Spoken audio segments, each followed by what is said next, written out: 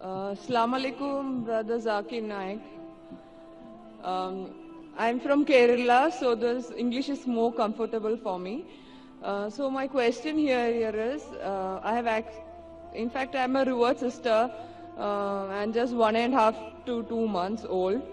And I try my family to make them understand what Islam is and all that.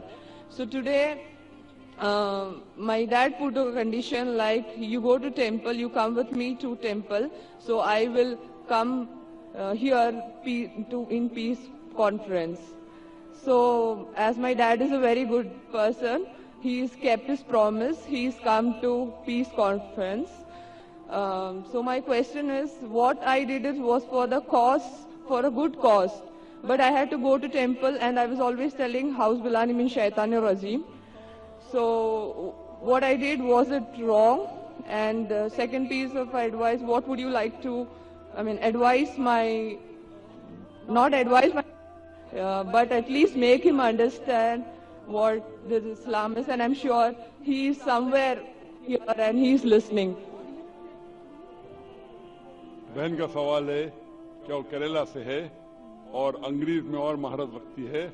मैं बम्बई से और मैं भी अंग्रेजी में महारत रखता हूँ, लेकिन मजबूरी है क्योंकि ये सवाल जो आपका सेशन उर्दू या हिंदी में है, तो मैं जिद्दोजहद कर रहा हूँ कि लोगों को पैगाम पहुँचाऊँ इस जबान में। बहन का सवाल है कि चंद महीने पहले, 2 या 3 महीने पहले उसने इस्लाम कबूल किया है और उसके वालिद जो अच्छे इंसान हैं, जब वालिद को उसने कहा कि आप पीस कॉन्फ्रेंस में आओ, तो वालिद ने शर्त लगाई कि आप अगर टेम्पल में आएंगे, मंदिर में आएंगे, तो मैं पीस कॉन्फ्रेंस में आऊंगा। तो उसके वालिद तो पीस कॉन्फ्रेंस में आ गए। तो क्या उसने जो शर्त लगाई वो सही थी या गलत थी?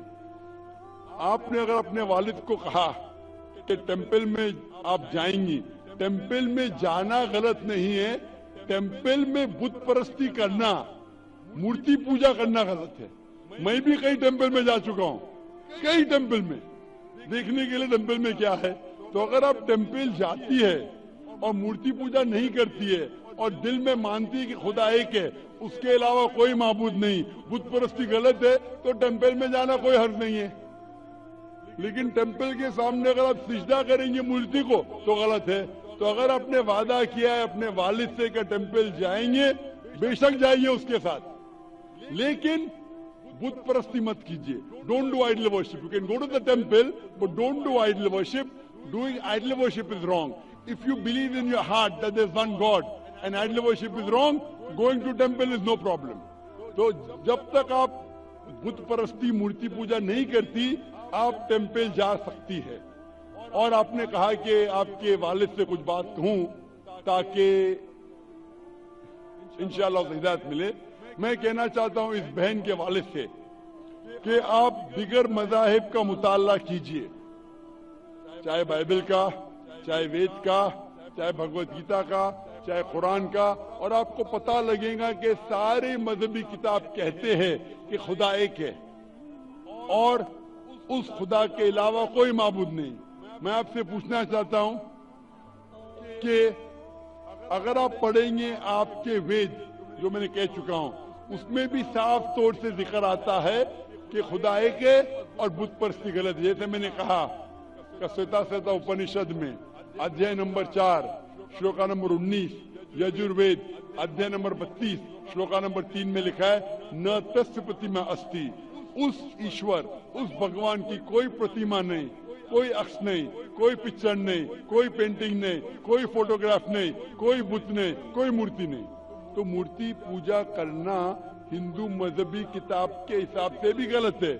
ये कुछ हिंदू धर्म के ठेकेदार कहते हैं जो मजहबी किताब में नहीं लिखा है।